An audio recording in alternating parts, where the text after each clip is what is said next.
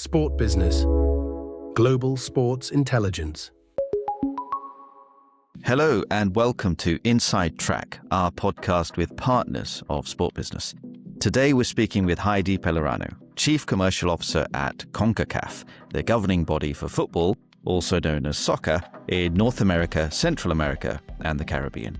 Now, Concacaf organizes and commercializes national team competitions like the Gold Cup and club tournaments such as the Concacaf Champions Cup across its 41 member associations. Heidi has been there for over 7.5 years and has also worked at the likes of Wasserman and the NBA. Heidi, welcome to Inside Track from Sport Business. Thank you, Imran. Looking forward to our conversation. Absolutely.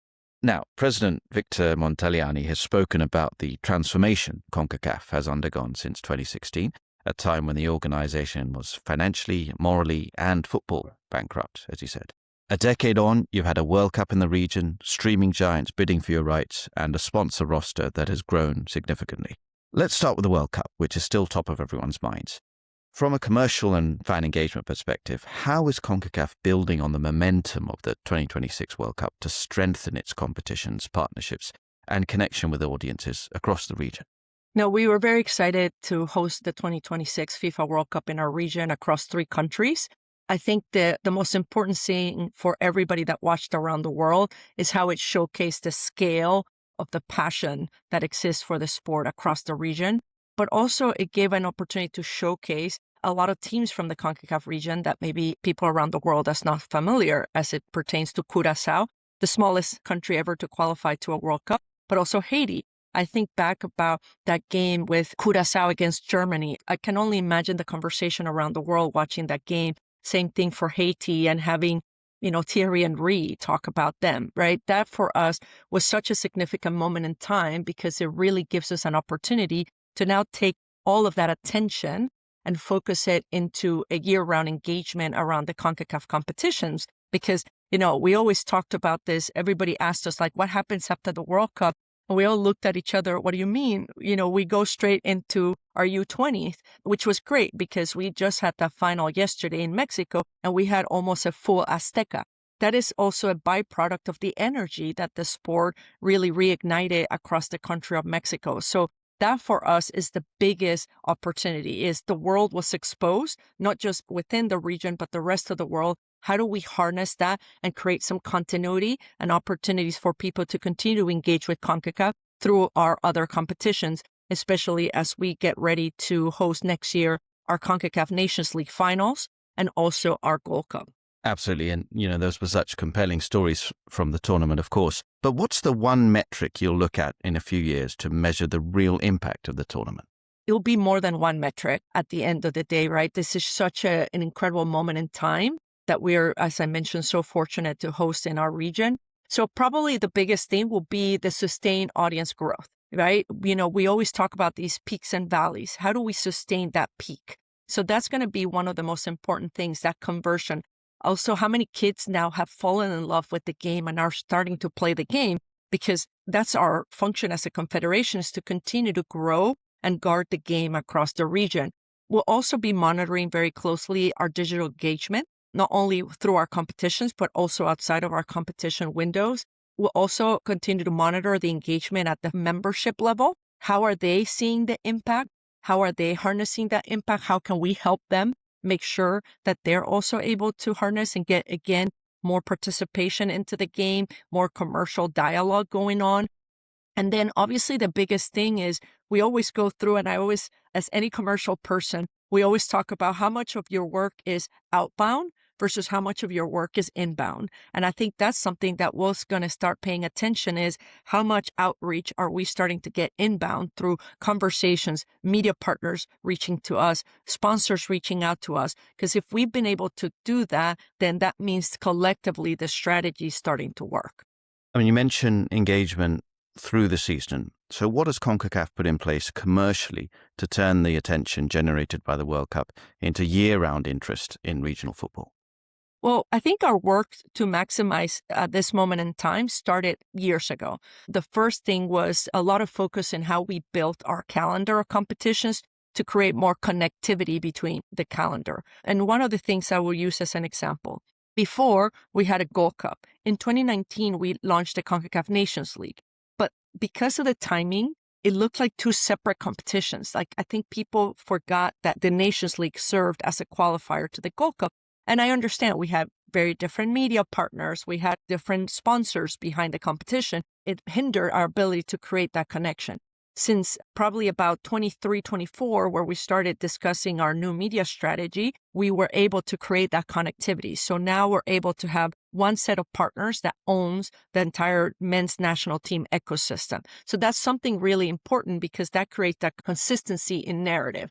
We're also been investing a lot in our storytelling. And again, it's something that the transformation started, again, to be able to take advantage of this moment in time. We launched a platform called 41 Diamonds, where we started identifying influencers from across the 41 members that were really passionate about the sport. And they were able to share their stories about what it meant to follow their teams through these competitions.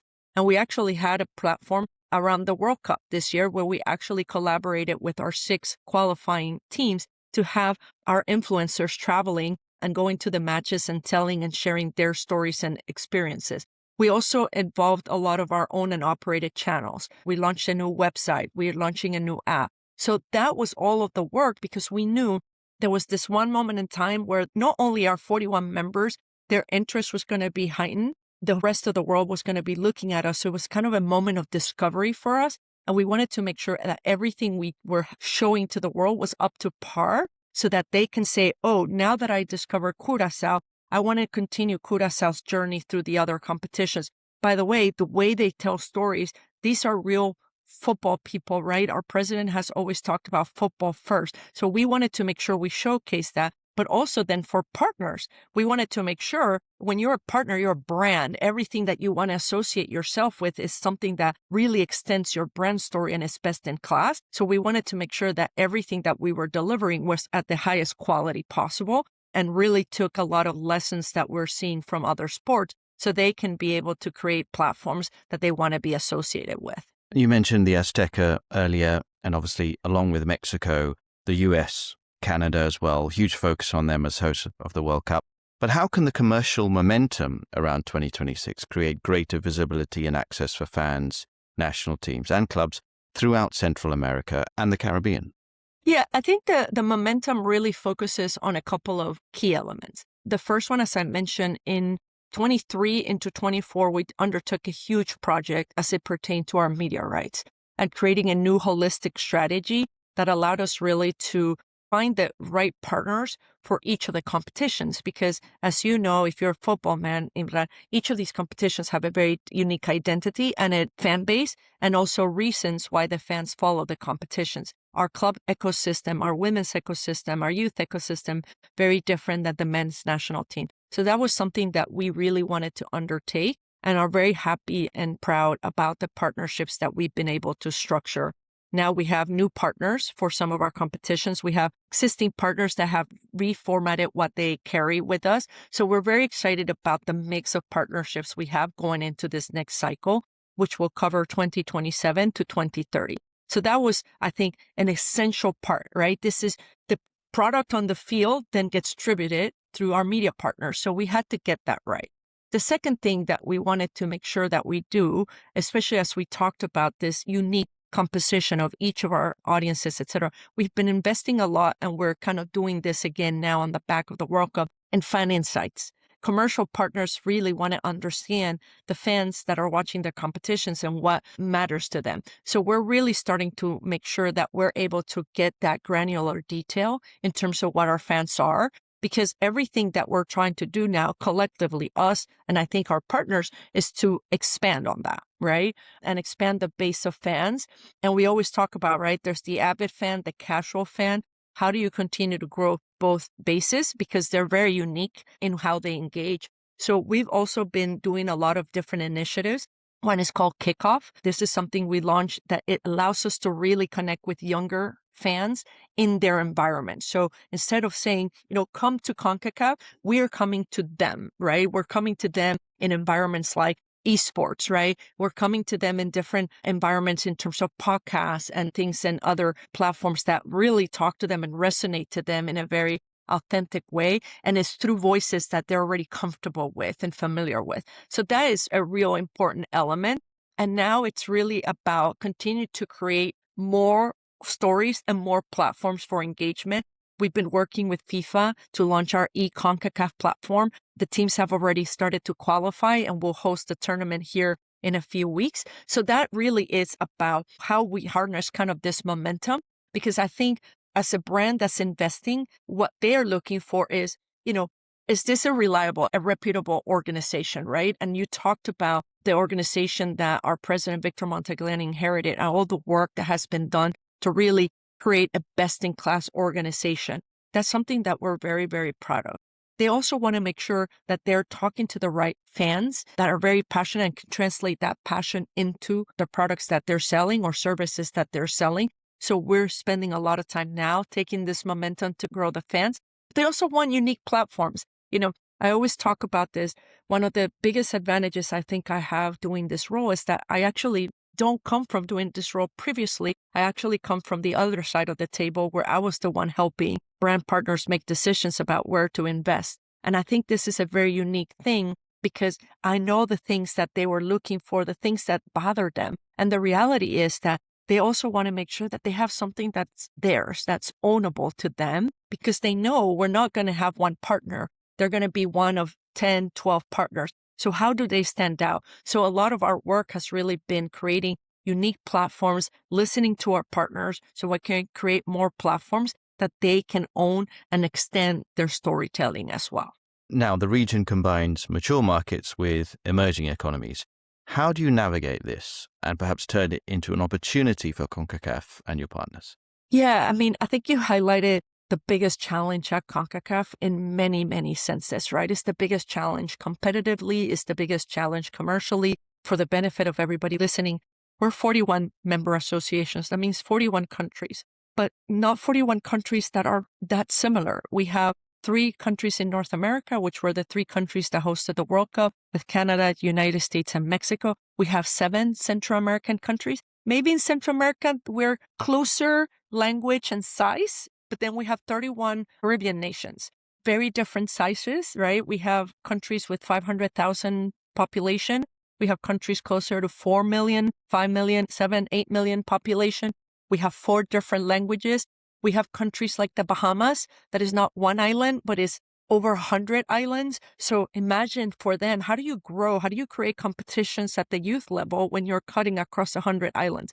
So that is our reality. So we can crawl in a little corner and regret our reality, but no, we embrace it. I'm from one of those islands, so we embrace it as a source of power and strength of the people that are in these islands. The love for the game is so unique. And as a commercial person, that's what we deliver. We deliver fans. We deliver the passion of those fans to become customers of product, to watch in media. So one of the things that we do is we create a lot of regional content, but localized content. Going back to that, what I mentioned earlier about our strategy for the World Cup, where we took 6 influencers, very unique influencers. The influencer from Panama is a young girl, Jassy, Panamanian that lives in New York, and it was her and her family traveling to the Panama Games. The Canada influencer, very different than the Haiti influencer, but what they all have in common is the love for the game and the love and the pride that they feel for how their national team represents them as a nation and allows a lot of people a moment of discovery. It's no different. Think about it. How many people Google Cabo Verde, right? Cape Verde. Most of us knew a little bit about Cape Verde, but we were so enthralled by their story that we went in. And that's what Concacaf is about. What we want is to use this as an opportunity to showcase and discover the different cultures of Concacaf, our 4 languages. We have Dutch islands, we have French islands, we have Spanish-speaking islands, we have English-speaking islands, we have English, U.S. Virgin Islands, we have the British Virgin Islands. So we have all of these things that are very unique, but that's what we tell our partners.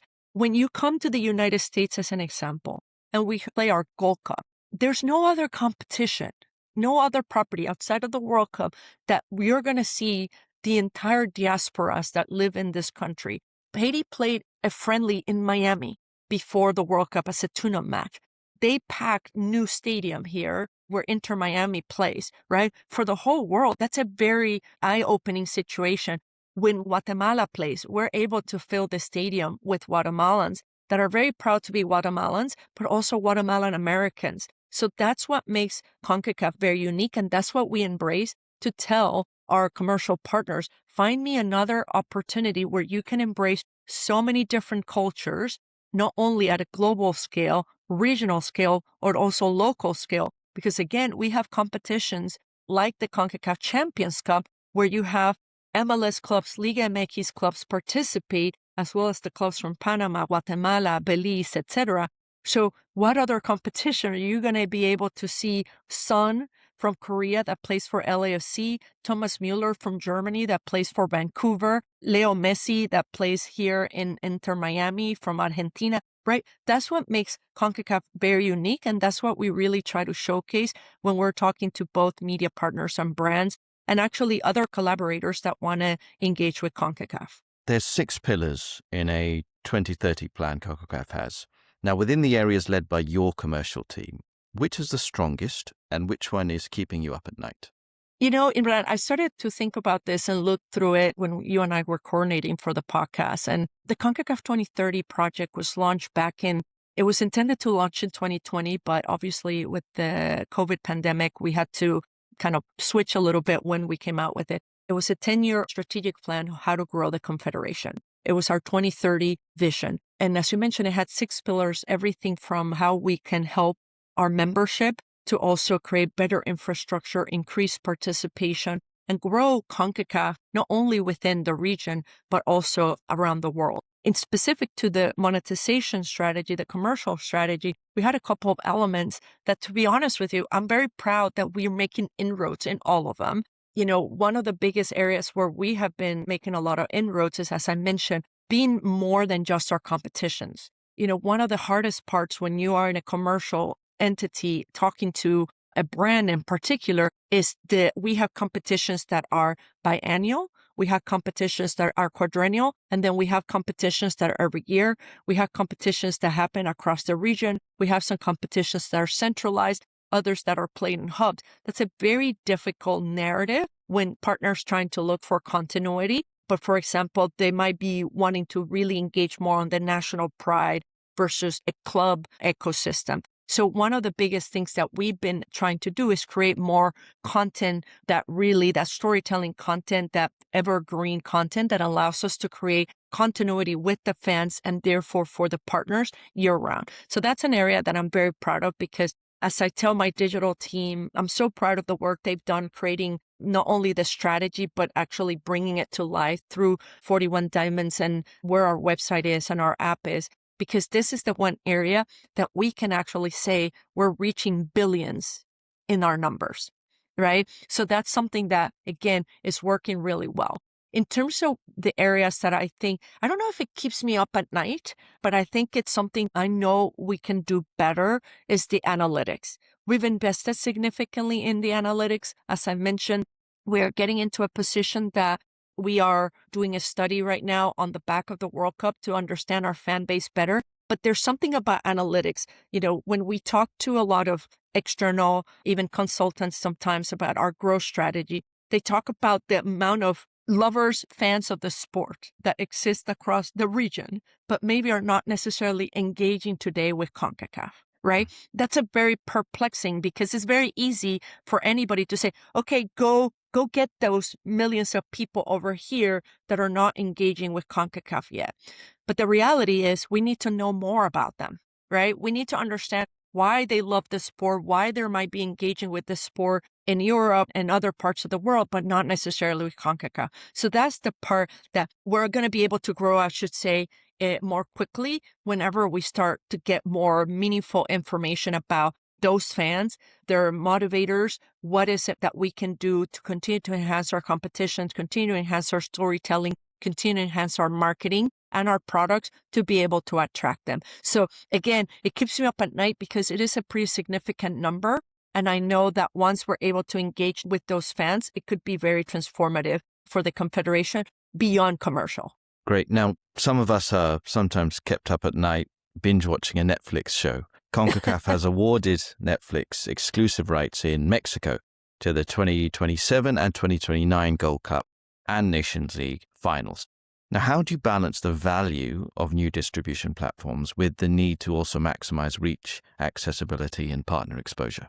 Yeah, absolutely. As I mentioned before, we engage in a holistic study of our media rights starting in 2023. And we actually did a roadshow in 2024 going into 2025, where we met with every partner across the entire region, regional players, local players, global players. And we also engage in a study on understanding evolving fan behavior. We wanted to make sure that whatever decision we made, we were making it by really understanding the entire landscape so that we could make the best decisions for the Confederation. And I think the biggest thing as it pertains to all the decisions we made, not just only Netflix, is that we really wanted to understand the strength of the partner, but also their strategy behind CONCACAF, right? That to us was a really important element. And also, by the way, a lot of media companies have their brands in a way and they have their own strategy of what they prioritize. And therefore, they have a way in which they deliver the product.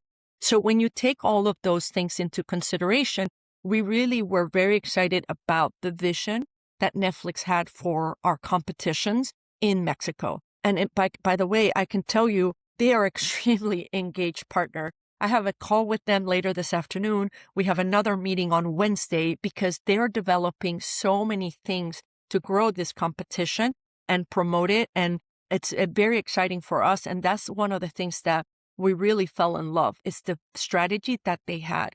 And then we also look at the numbers, as you mentioned, that's extremely important. We want this to be accessible. We saw a lot of the numbers in what they did in Mexico with the Canelo fight. You know, if you look at a market like Mexico, there's two things that are above anything else, right? Football and boxing. So to be able to have that proxy of how they perform with that particular boxing fight in Mexico really gave us the assurances that we were identifying a partner that shared in our vision, in our commitment for growth. They shared in our vision and commitment into storytelling, but that they were going to be able to really deliver a product that the Mexican fans could be proud of and would want to follow. Sure. Pivoting now from media to sponsorship, what brands expect from sports partnerships is changing.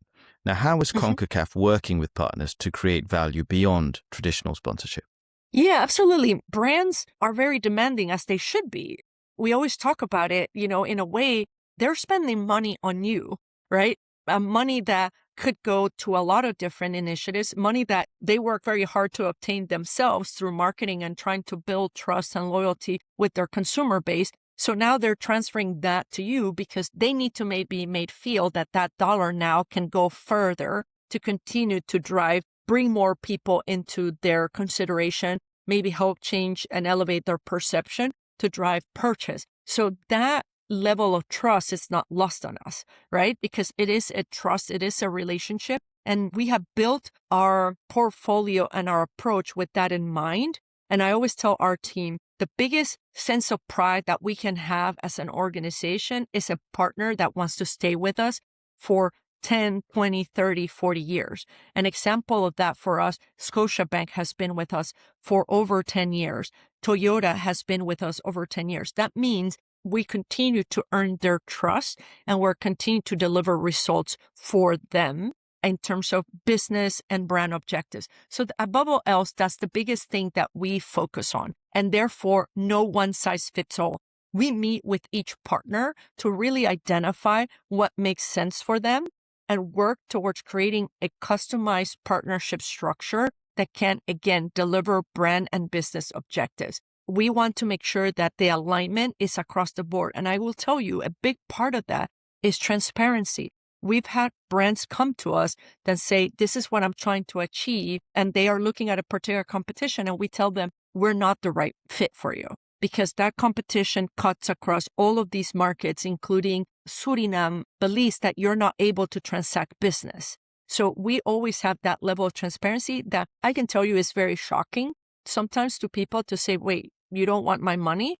And what we tell them is not that we don't want your money, is that we want to make sure that we can deliver results for you. And we are concerned in our ability to do that because of what you shared are your priorities and how we know our competitions and our region works. So that I think it's important for us that we have that level of conversation and transparency, but we've also invested a lot in our analytics. As I mentioned, we work to make sure that we run the same type of analysis the brand partner will run when they're analyzing our property. So everything we do, we value. We don't pick a number out of thin air and say, yeah, let's ask for this much. We really take a look and say, how much our exposure are we going to be able to give them? How much interaction are we going to give them if they're activating in the fan zone?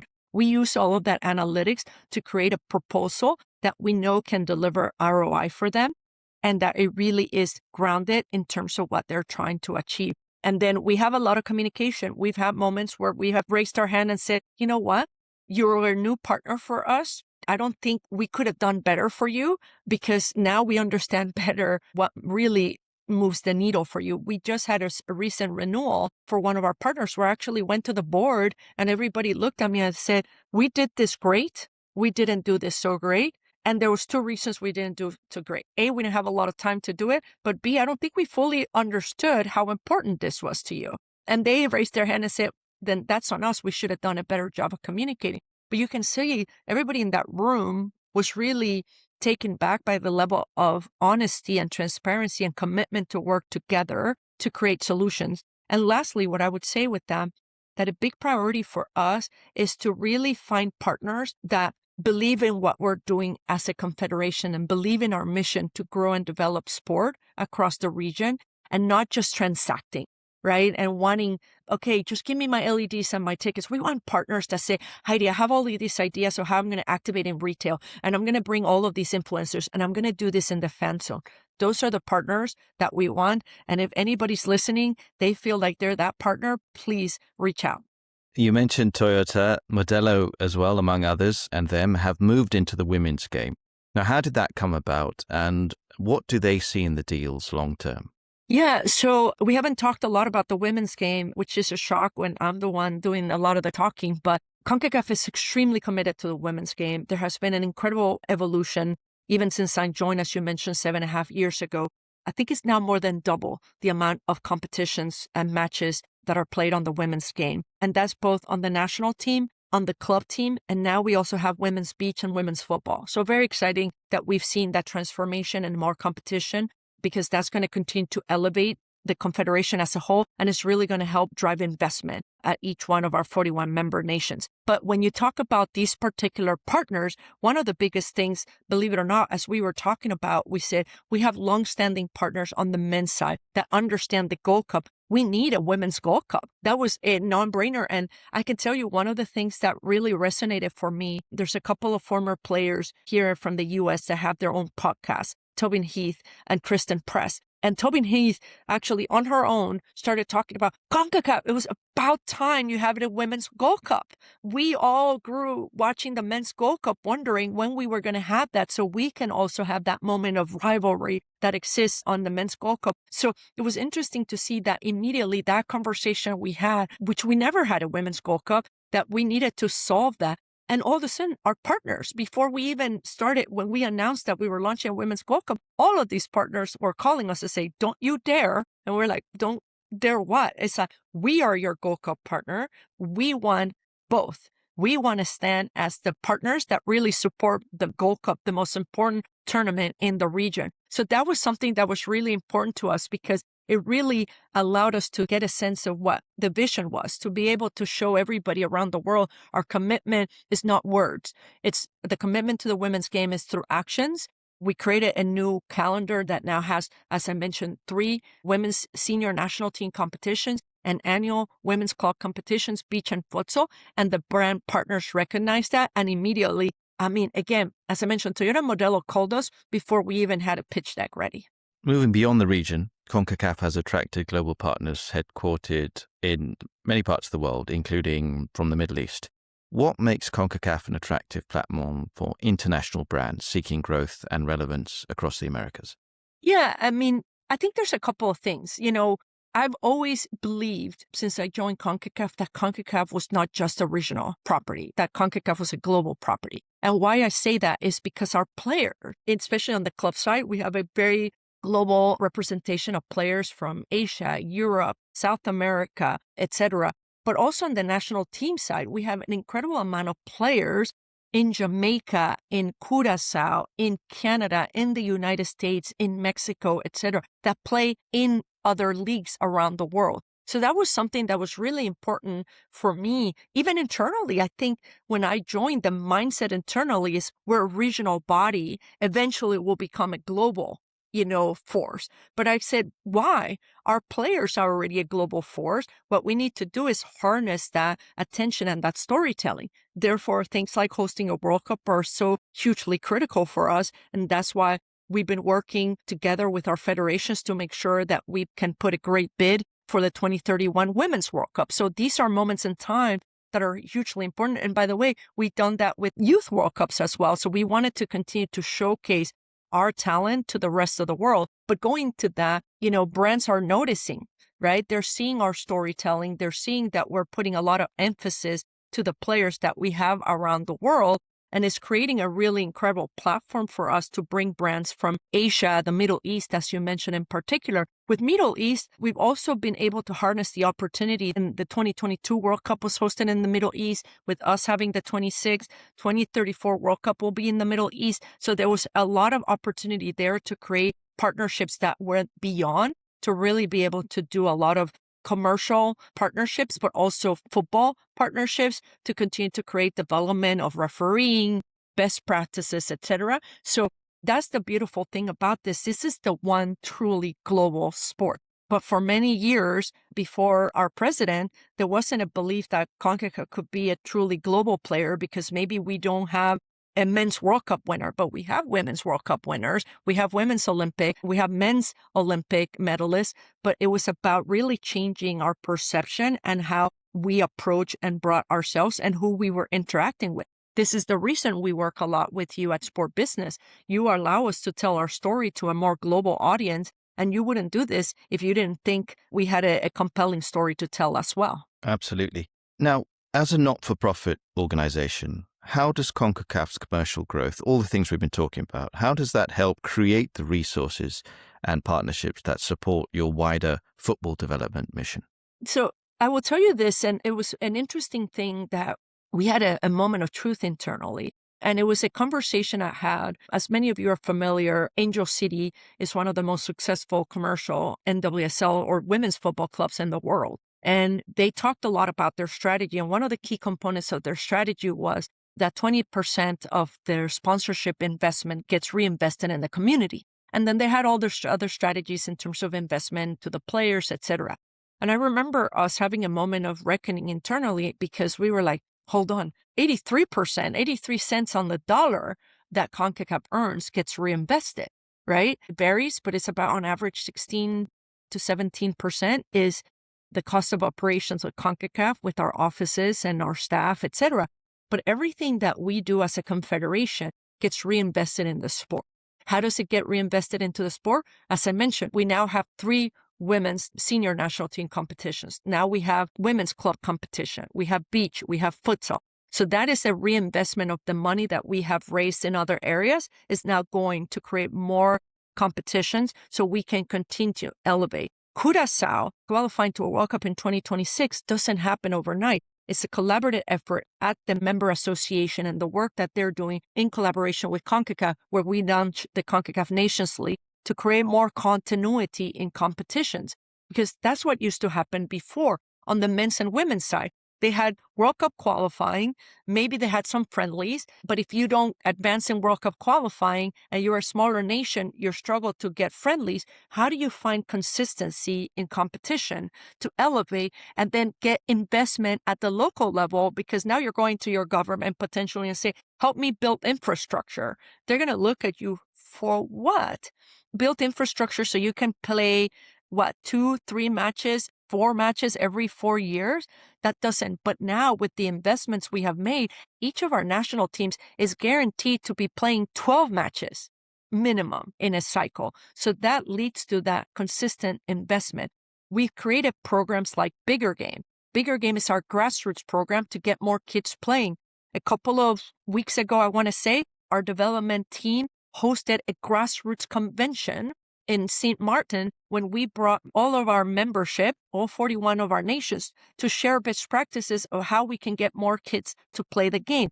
And then Concacaf is there to say, how do we help? How do we support that? We've also created programs like Next Game Plan with the PIF. Next Game Plan is a project that allows us to create a platform similar to Masterclass to help our female players start to think about what comes after they're done playing. So it allows them to understand how our industry works. It allows them to go deeper in particular topics like managing their finances, building their personal brand, learning about how the industry works so they can identify their next passion point. Everything Concacaf is doing is really being reinvested through that lens of that Concacaf 2030 strategy so we can create increased participation, create better administration of the sport, create more infrastructure, but also take care of the holistic system so we have better referees, better coaches, and keep as many of our players in the game as well. Just want to go back to women's football and end with a couple of questions on that. It is perhaps your best growth story. How do you assess the commercial progress of Concacaf's women's football properties, and what needs to happen for that ecosystem to continue growing sustainably? Yeah, as I mentioned, we're very proud of the investment that we have made at Concacaf behind the women's game. This is an important commitment for the organization as a whole. But I can tell you commercially, we're not there yet. So that is one of the biggest challenges that lies ahead for my team. We have made the investment. Now we need to make sure that we're doing a better job telling that story into the marketplace. I think we've achieved success with our media rights. So that gives me a level of optimism that we're doing the right things. One of our partners invested in the women's presentation like 2 days after we presented it to them, right? We were in the middle of the roadshow and they said, please stop the roadshow. We want to be your partner behind this competition. So that means we've done the work to build the right ecosystem. We found the right media partners behind it. Now we have to do the work to get the brands to join Modelo and Toyota beyond the Gold Cup, right? Because we have our women's championship that happens this November, which is the qualification to the 2027 World Cup and the 2028 LA Olympics. We also have our new Women's Nations League. That's a huge, huge investment on our part. So we need to get more brand support behind that competition. But the other thing is we want to continue to do discovery because we want to make sure all of our matches are at capacity, right? It's not just about following the U.S. national team. Yes, they have great starts like Mallory Swanson and Trinity Rodman, but the families and the kids love them. And we see the growth on the Mexico team. But we want to make sure that every time these women come out to play, it's to a packed stadium. So that's kind of the work that lies ahead. We know we've built the right calendar, the right ecosystem. Now we got to do the work to make sure the brands recognize what we built and that the fans recognize that we built because the women deserve to be playing in front of full stadiums and they deserve to have a full, brand, the activation, the storytelling that comes from having the right brand partners as well. Got you.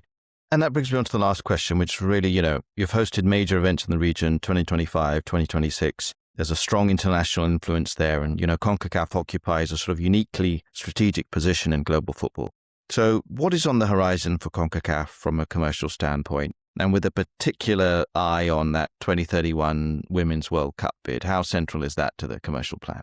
Yeah, absolutely. What's on the horizon for us is to continue to, we feel probably like if we were to use an analogy in architecture terms, we built the foundation of the house, right?